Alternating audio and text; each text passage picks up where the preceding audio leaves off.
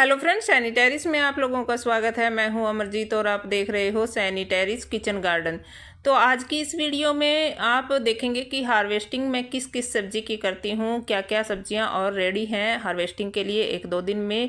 और देखेंगे इस वीडियो में कि मैंने पिछली वीडियो डाली थी उस वीडियो पर कमेंट्स आए हैं दो तीन, और मैंने उनका आंसर कमेंट्स बॉक्स में नहीं दिया है, तो आज इस वीडियो में दे रही हूँ और आंसर करूँगी उसमें। तो वीडियो को पूरा देखिएगा, लास्ट तक बने रहिए। और अगर वीडियो अच्छा लग जाए तो प्लीज़ लाइक कर देना, चैनल को सब्सक्राइब ज़रूर से कर लेना। तो ये है एक, देखिए, लौकी का फल, जो पहला फल बड़ा हुआ है। और क्या होता है, जब हम इनको लगा देते हैं तो ये दूर से चमकती हैं। और मेरी छत है ऊंची, ये 14 फुट पर लेंटर पड़ा हुआ है, जो वर्कशॉप के ऊपर मैंने टेरेस गार्डन बनाया है अपना। तो लेंटर ऊंचा है और ये फल दूर से नज़र आते हैं। तो ये मंकी को तो काफ़ी दूर से ही बैठे बैठे छतों पर नज़र आ जाते हैं, तो वो खींचे चले आते हैं। वैसे अगर देखा जाए तो उनसे कुछ छुपता नहीं है, इतने भोले नहीं हैं वो, तो ढूंढ ढूंढ कर निकाल कर खा जाते हैं। खीरे ककड़ी और बैंगन आपने देखा है हालत में दिखाती हूँ, जब वो खाकर चले जाते हैं। तो दूसरा फल ये एक और बड़ा हुआ है। तो छोटे छोटे तो काफ़ी लगे हुए हैं, लेकिन ये एक दो फल बड़े हो रहे हैं, तो मैं उनको दिखा रही हूँ। ये वैसे तो 2-3 दिन में हार्वेस्टिंग के लिए रेडी हो जाएगा, लेकिन मुझे ढकना पड़ रहा है ताकि छुप छुपा के मुझे कुछ ना कुछ तो फल एक दो मिल जाए, अगर वो छोड़ देंगे तो इस तरह से मैंने इनको ढका हुआ है। और करेले पर भी काफ़ी अच्छी फ्रूटिंग आ रही है। तो मेरे पास कमेंट्स आए थे कि हम गोबर की खाद जो है मिट्टी में मिक्स करें तो कितनी मिक्स कर सकते हैं। देखिए, अगर हम गोबर की खाद डाल रहे हैं अपने मिट्टी में, तो 50% डाल सकते हैं, क्योंकि जो सब्जियां हैं, सब्जियों को गोबर की खाद काफ़ी पसंद है। और इसमें एनपीके सभी कुछ पोषक तत्व सभी जानते हैं कि गोबर की खाद में काफ़ी होते हैं, और इससे ग्रोथ और फ्लावरिंग फ्रूटिंग काफ़ी अच्छी हमें मिल जाती है। देखिए, पिछले टाइम में क्या होता था, कोई केमिकल कोई पेस्टिसाइड नहीं डालते थे, देसी बीज और देसी खाद मिट्टी होते थे, उसी में ही हमारी जो है फसलें सब्जियां होती थी, और वो काफ़ी हेल्दी होते थे, आप सभी जानते हैं। आजकल ये सब नहीं मिलता है, ये तो खुद से ही उगाना पड़ता है। हम विश्वास नहीं कर सकते हैं किसी पर भी कि कहीं से हमें ऑर्गेनिक मिल जाए।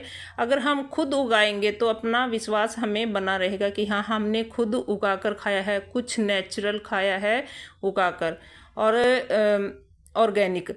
तो इस तरह से हम उगाएंगे। अगर हम 50% भी डाल दें मिट्टी में खाद गोबर की, तो काफ़ी अच्छी हमारी सब्जियां हो जाती हैं। और अगर नहीं डाल पाए हैं, 50% कम डाली है या नहीं डाली है, तो आप लिक्विड के रूप में भी गोबर की खाद को दे सकते हैं अपने पौधों में, और 15-20 दिन के बाद रिपीट कर सकते हैं लिक्विड खाद को। तो इस तरह से। और कितना डाल सकते हैं, नहीं सॉरी, कब कब डाल सकते हैं, देखिए, अब अगर आपने ज़्यादा डाली हुई है गोबर खाद मिट्टी में, तो आप 1 या 2 बार जितना पौधे का लाइफ सर्कल है उसमें डाल सकते हैं। या अगर कम डाली है तो फिर आप 15-20 दिन के बाद दोबारा से फिर डाल सकते हैं। और गोबर की खाद को हम, जो बकरी की मेमनी की खाद होती है, वो हमें कहाँ से मिल सकती है। देखिए, जो बकरी की मेमनी की खाद होती है, उसको तो हम बकरी जो रखते हैं उन्हीं के यहाँ से ले सकते हैं। मुझे ये नहीं पता है कि ये ऑनलाइन भी मिलती है या नहीं मिलती है, मैंने नहीं खरीदी कभी, और ना ही मुझे पता है। मैंने तो वर्मी कंपोस्ट भी नहीं लाती हूँ मैं। एक आध बार शुरू में मैं 1-2 पैकेट ले आई थी, वैसे ही फूलों वाले पौधों के लिए, लेकिन मैं सब्जियों में तो सिर्फ गोबर खाद ही डालती हूँ, और इसी का मुझे एक्सपीरियंस है। तो हम क्या कर सकते हैं, अगर हमें गोबर खाद नहीं मिलती है, या एक कमेंट आया है कि पुरानी गोबर की जो खाद होती है उसको वो हमें नहीं मिल रही है, तो अगर नहीं मिल रही है तो उसको हम किस तरह से डाल सकते हैं। देखिए, अगर गोबर की खाद पुरानी नहीं मिल रही है तो उसको आप अगर नहीं मिल रही है तो नई को आप रख सकते हो। गोबर की जो खाद है उसको रख लीजिए भर कर कहीं पे भी, तो उसको आप थोड़े दिन 6 महीने तक रख लीजिए तो फिर वो पुरानी हो जाती है, तो फिर उसको आप यूज कर सकते हो। या अगर आप तुरंत यूज करना चाहते हैं तो गोबर के जो उपले आते हैं, कंडे आते हैं, उनको आप पानी में गलाकर उनसे गोबर की खाद भी तैयार कर सकते हैं और लिक्विड भी तैयार कर सकते हैं, तो वो दे सकते हैं अपने पौधों को।